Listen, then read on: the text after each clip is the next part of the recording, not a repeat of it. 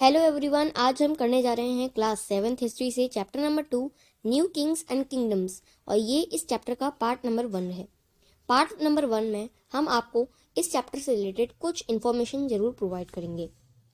So friends, जैसा कि आपको हमारे स्टाइल के बारे में पता होगा कि हम हर चैप्टर को कुछ ब्रॉड थीम्स और टॉपिक्स में डिवाइड करते हैं।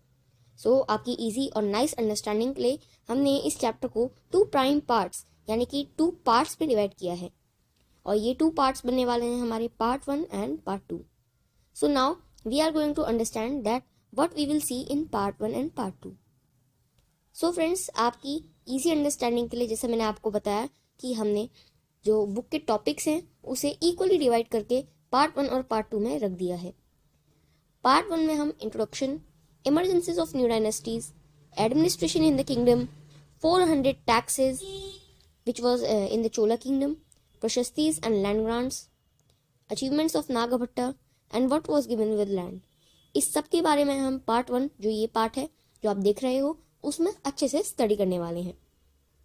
पार्ट 2 में हम warfare for welfare, a closer look the Cholas, splendid temples and bronze sculptures, agriculture and irrigation, administration of the empire, types of lands, inscriptions and taxes and then the China under the Tang dynasty। So friends, आपको कुछ नहीं करना है, बस बैठे ही रहना है और हमारी वीडियो को बिना स्किप करे हुए देखते रहना है। अगर आपको कुछ करना है तो बस एक काम करना है, लाइक करना है और हमारी जो चैनल है उसे सब्सक्राइब करके हमारे चैनल के साथ जुड़ जाना है ताकि ऐसे इन्फॉर्मेटिव वीडियोस आप तक का सबसे पहले पहुंच जाए।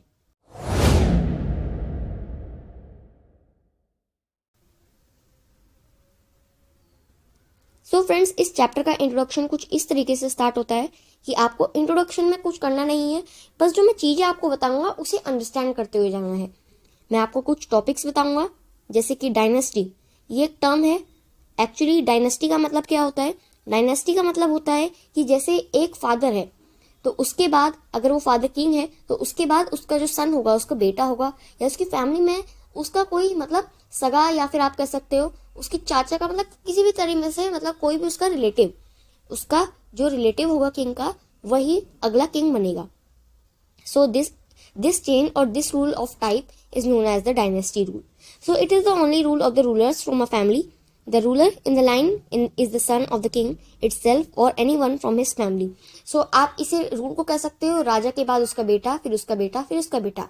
So कॉमनली अगर आपको इजीली अंडरस्टैंड करना है तो आप यही समझ सकते हो। उसके बाद किंगडम।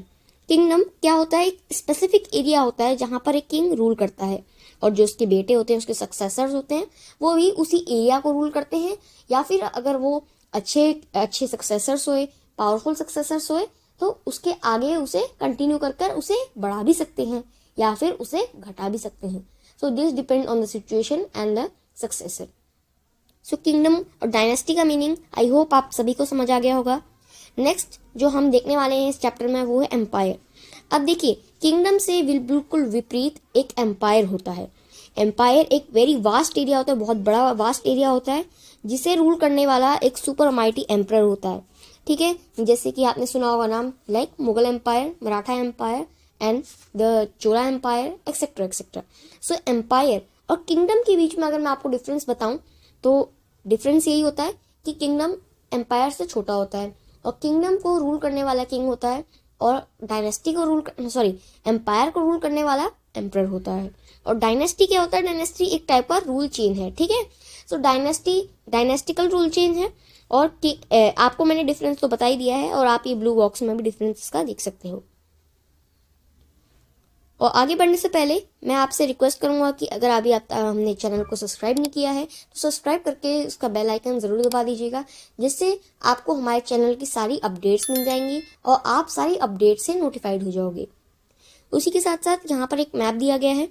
मैप को अगर आप देखोगे तो आपको 3 टेरिटरीज दिख रही हैं जो हमारे इंडियन सब कॉन्टिनेंट पे जिन्होंने रूल किया था।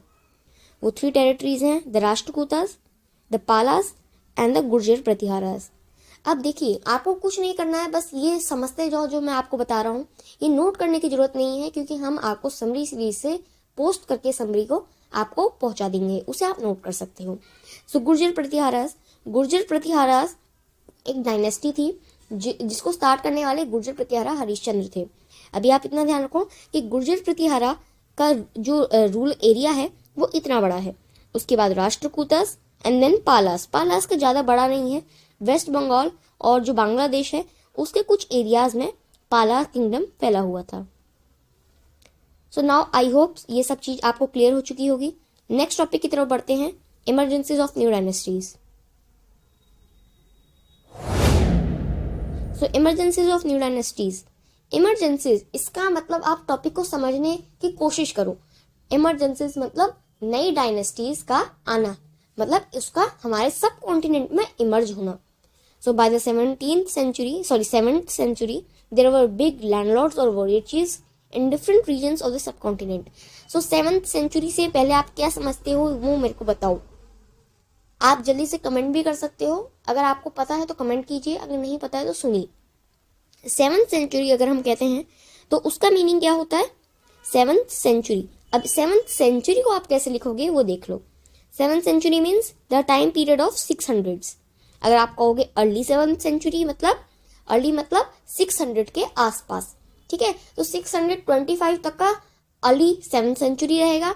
और अगर आप लेट 7th century कहोगे तो मतलब 650 के बाद का पीरियड। सो देखो, अगर अभी आप मॉडर्न एरा में कौन सी सेंचुरी में रह रहे हो ये भी मुझे बताओ। देखो अभी अगर आप बात करोगे तो आप रह रहे हो 21st century. 21st century means 2000। सो 2000 के एरा में आप रह रहे हो। अभी करंटली 2022 चल रहा है, तो 2022 को अगर आप नोटिफाई करोगे तो आप कह सकते हो early 21st century. So by the 7th century there were big landlords or warrior chiefs in different regions of the subcontinent. सो जो हमारा इंडियन सब कॉन्टिनेंट था, जो बहुत बड़ा हमारा अखंड भारत था जिसे आप कह सकते हो, सो इसमें अलग अलग टाइप के वॉरियर चीफ्स पॉपअप हुए। Popup in the sense different type के किंग्स थे, उन्होंने अपनी हेल्प के लिए डिफरेंट टाइप के आप कह सकते हो वॉरियर चीफ्स रखे, उनके मतलब उनके अंडर छोटे छोटे नोबल्स रखे, सर्वेंट्स रखे। इन्हें कहा जाता था सामंताज। सामंताज या सबॉर्डिनेट्स। सबॉर्डिनेट्स मतलब जो आपके साथ आपके काम के लिए कॉर्पोरेशन करते हैं। These samantas were expected to do some things, bring gifts for the kings or overlords, also be present at their court, provide the king military support during the war.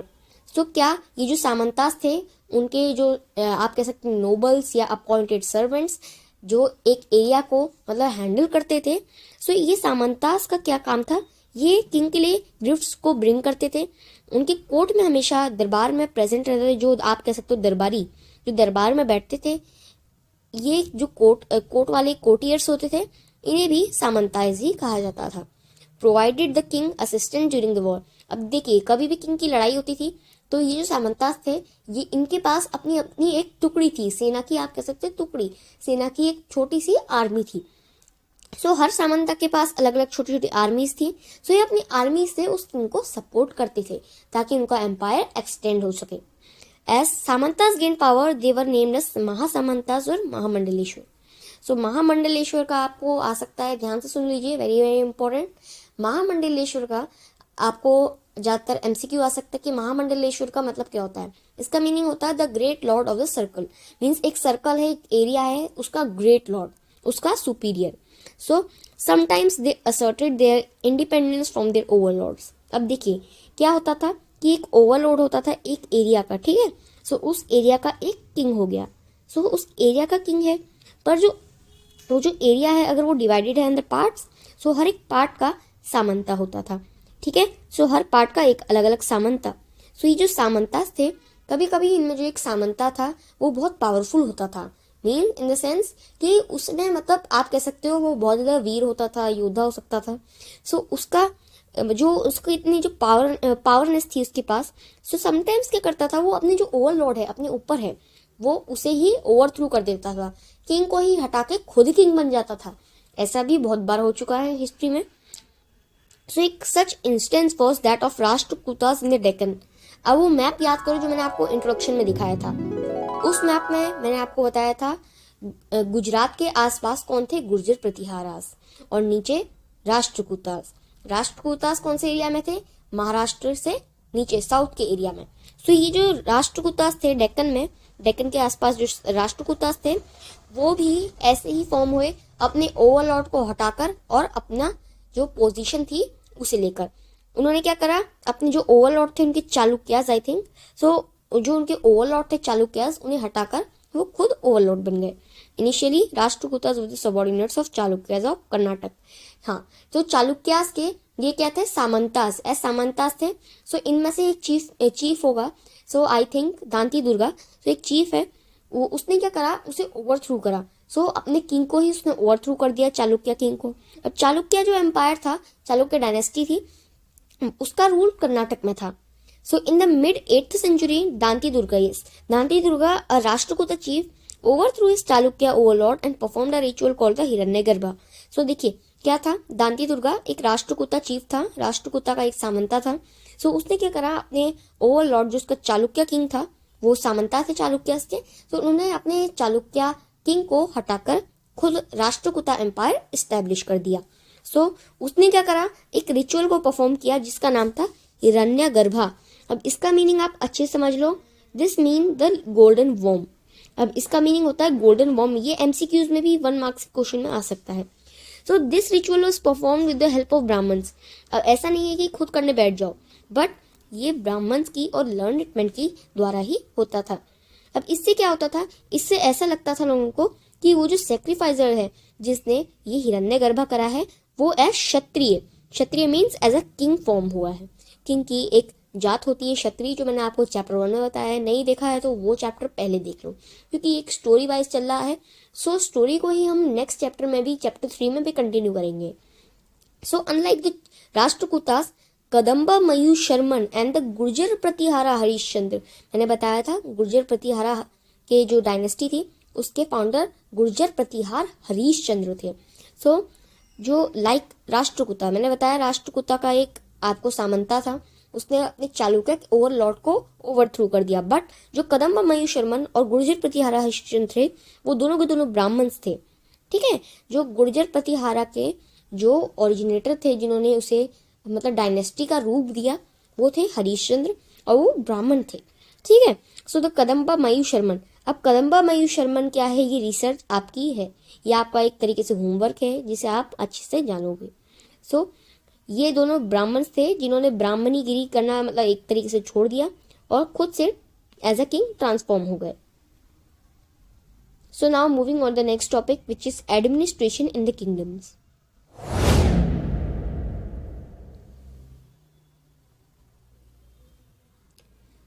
मैंने आपको बताया अभी तक का कि क्या हुआ था, कैसे अरे हर एक डायनेस्टी का स्टार्ट हुआ था। राष्ट्रकूटा जो एक तरीके से सामंतास थे चालुक्यास के, उन्होंने ओवरथ्रू करा। वैसे ही जो गुर्जर प्रतिहारा थे हरिश्चंद्र, वो ब्राह्मण थे, उन्होंने अपना ब्राह्मण का काम छोड़ दिया, पर वो एक अलग से अपने एक मतलब क्षत्रिय वो बन चुके थे एक तरीके से। So new kings took up high sounding title such as Maharajadhiraja, great king, overlord of the kings, Tribhuvana Chakravarti, lord of the three worlds and so on.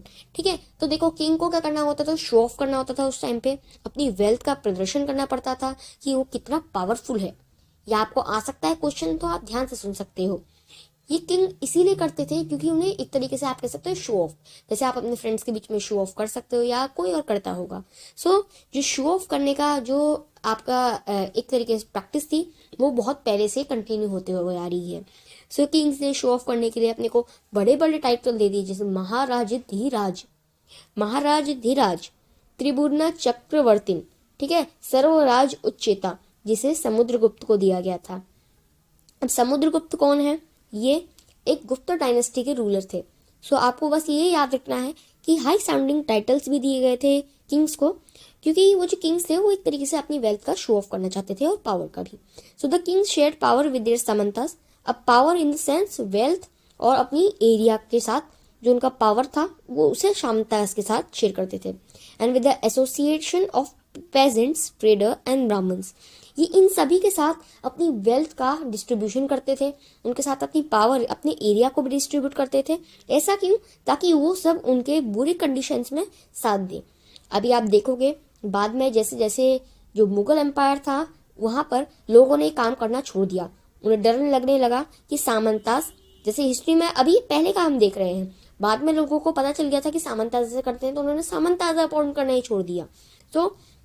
Kings was given high big titles, ये हमने देख लिया है, महाराजाधिराजा।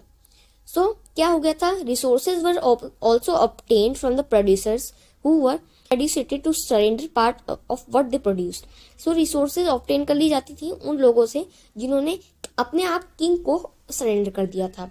सो उनके जो एरिया था वहां से वेल्थ रिसोर्सेज प्लंडर करके उसे हथिया कर एक तरीके से वहां से सारी रिसोर्सेज ले ली गई थी। और वो जो रिसोर्सेज थी उससे क्या होता था, किंग की इस्टेब्लिशमेंट जैसे कि बड़े बड़े forts, construction of temples etcetera, इन सभी के लिए मनी इकट्ठा किया जाता था by the different types of resources which were obtained from the plundering. So functionary for collecting revenue were executed from influential families. So क्या होता था कि ये जो फंक्शनरीज थे फॉर कलेक्टिंग रेवेन्यू, सो देखिए रेवेन्यू कलेक्ट करने के लिए, टैक्स कलेक्ट करने के लिए सबसे ज़्यादा टैक्स उनसे लिया जाता था जो एक तरीके से रिच है, मीन्स जो पावरफुल है, रिच है, जो अपना दबदबा बनाते हैं सोसाइटी में। पिछली मतलब जो हमारी ओल्ड सोसाइटी थी उसमें जो अपना दबदबा बताते थे उन पर ही ज़्यादा टैक्स लिया जाता था। So this was true about the army as well. In many cases close relatives of the king held these positions. सो अलग अलग टाइप के ऐसे केसेस थे जहाँ पर किंग के जो रिलेटिव थे उसी ने अपनी अपनी पोजिशंस ले ली थी। अभी तक का मैंने आपको बताया था कि देखिए मैंने आपको बताया कि दो एम्पायर का ओरिजिनेशन कैसे हुआ। एक और एम्पायर आ जाता है हमारा साउथ में, जो जैसे आपने अभी साउथ में देखा राष्ट्रकूटास, उससे थोड़ा नीचे में एक और एम्पायर आ जाता है चोलास। अभी जो चोलास थे ये राष्ट्रकूटास से बहुत बाद आए थे, 200-300 ईयर्स के बाद। सो जैसे राष्ट्रकूटा मतलब उस टाइम पे थे शायद, सो ये जो राष्ट्रकूटा के बाद आए थे Cholas. So the inscription of Cholas who ruled in the Tamil Nadu refers to more than 400 terms of different kinds of taxes. अब देखिए चोलास की स्पेशलिटी ये थी कि बहुत ज़्यादा पावरफुल थे। इनके जो मोस्ट पावरफुल रूलर्स थे राजा वन एंड राजेंद्र वन। सो ये जो थे रूलर्स इनके बहुत ज़्यादा पावरफुल थे और इन्होंने बहुत टाइम तक का रूल किया हमारे साउथ इंडियन कॉन्टिनेंट पे आप कह सकते हो। सो इन्होंने तमिलनाडु के आसपास जो साउथ कोस्टल एरियाज है वहां पर रूल किया। The most frequently mention tax is vetti. अब देखिए क्या होता था, ये चोलास बहुत सारा टैक्स लेते थे। 400 tax means very high tax. So ये बहुत हाई अमाउंट में टैक्स लेते थे। अब ये जो इनका मोस्ट कॉमन टैक्स था वो था vetti. Vetti was taken not in cash but in the form of force labour and kadamai और लैंड रेवेन्यू। अब ये जो वेत्ती था ये कैश के रूप में नहीं कि आप पैसा भर दो हो गया या अनाज भर दो हो गया या कोई भी चीज को आप भर दो, बट नहीं, ये जो वेती था ये जैसे अगर आप सिलाई करते हो तो 30 डेज में से जो 31st डेट होगा उसमें किंग आपको अपने लिए सिलवाई करवाएगा। ठीक है, मतलब आपसे अपने लिए अपने मतलब के लिए काम करवाएगा। ठीक है, सो ऐसा ही होता था। अगर कोई लेबरर या मैसन था जो मिस्त्री होते हैं, सो उससे क्या करते थे, चिनाई करवाते थे, मतलब अपने फोर्ट्स का कंस्ट्रक्शन करवाते थे। सो जो मंथ था उसमें से एक आध दिन एज अ टैक्स के रूप में ये वर्किंग को लिया जाता था। या फिर लैंड रेवेन्यू भी आप कह सकते हो, लैंड से प्राप्त हुआ जो रेवेन्यू था। There were also taxes on thatching roof, मतलब अगर आप हाउस को कवर कर रहे हो उसकी, मतलब पहले तो कच्चा हाउसेज होते थे, सो उसके ऊपर अगर आप भूसा लगा रहे हो, घास वास लगा रहे हो, लैडर का यूज कर रहे हो किसी पेड़ को चढ़ने के लिए, या फिर अपने फादर की प्रॉपर्टी को ले रहे हो, जैसे उनके सन लेते हैं अपने फादर की प्रॉपर्टी, सो अगर आप ये सब काम भी कर रहे हो तो तब भी आपको टैक्स लगता था। Now moving on the next topic which is prashastis and land grants.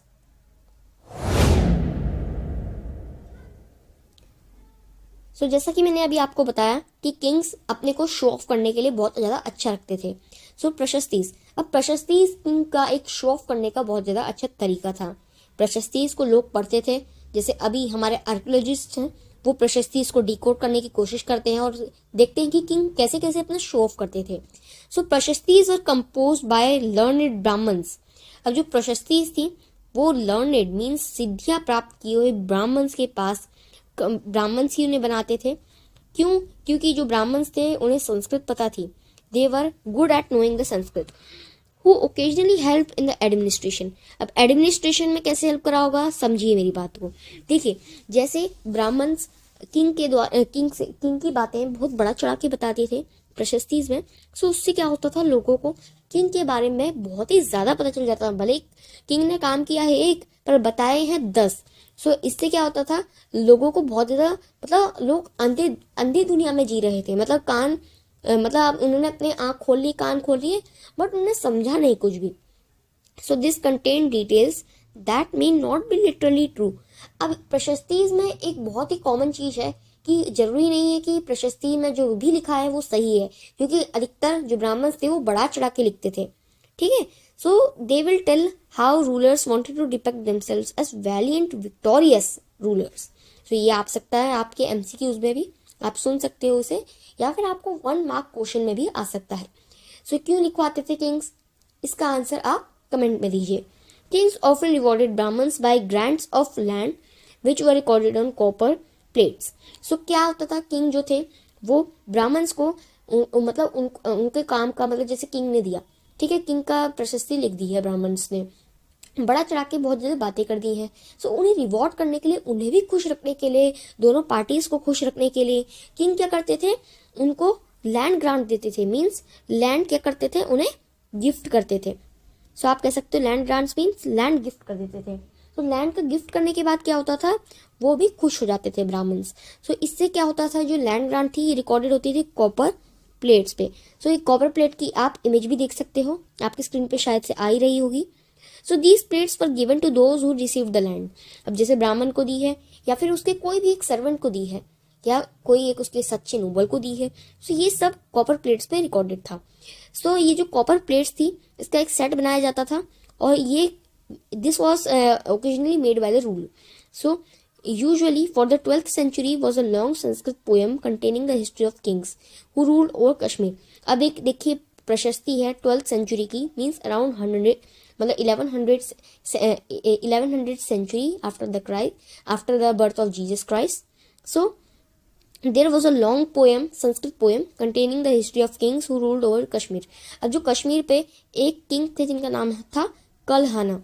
कलहाना एक किंग थे कश्मीर के, जिन्होंने एक प्रशस्ति लिखवाई होगी एक ब्राह्मण के द्वारा 11th century, मतलब 12th century मीन्स 1100s के आसपास।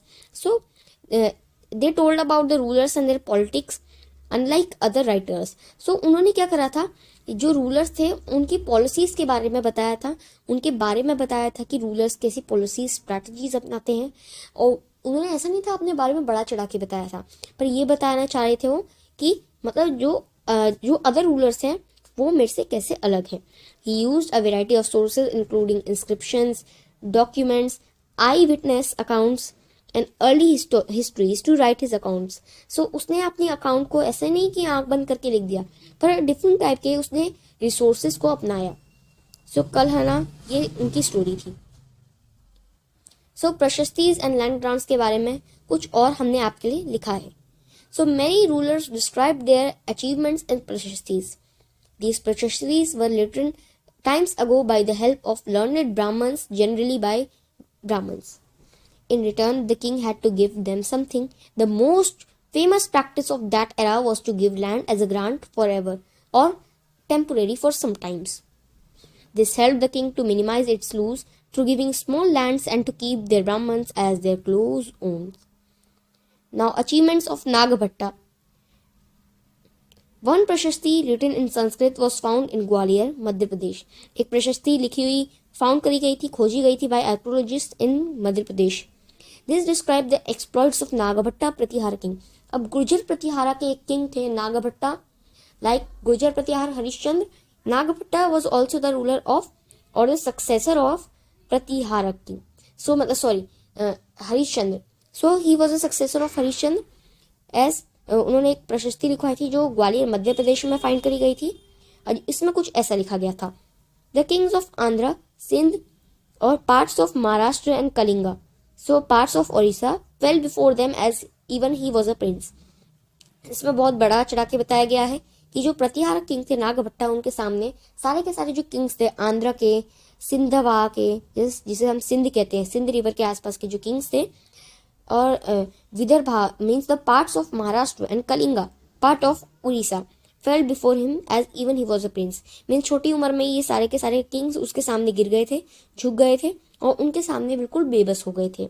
ही won a victorious victory over the Chakrayudha, the ruler of Kannauj, उसने जो कन्नौज थी, जो सिल्क रूट से कनेक्टेड थी उस टाइम पर, उसके जो रूलर चर्क युद्धा, उस पर बहुत बड़ी अच्छी विक्ट्री हासिल करी थी। He defeated the king of Vanga, part of Bengal, part of Gujarat, part of Madhya Pradesh, forest people, the Turks, Vatsya, Matsya, both kingdoms in the north India. अब देखिए, इसमें कुछ नहीं है, इसमें आपको बस ये याद रखना है कि उन्होंने Sindh, part of Orissa, part of Maharashtra, ये सारी जगह में उन्होंने ये रूल किया था। ये प्रशस्ति में लिखा गया है। अभी हमें पता नहीं कि कितना सच है, कितना परसेंट झूठ है।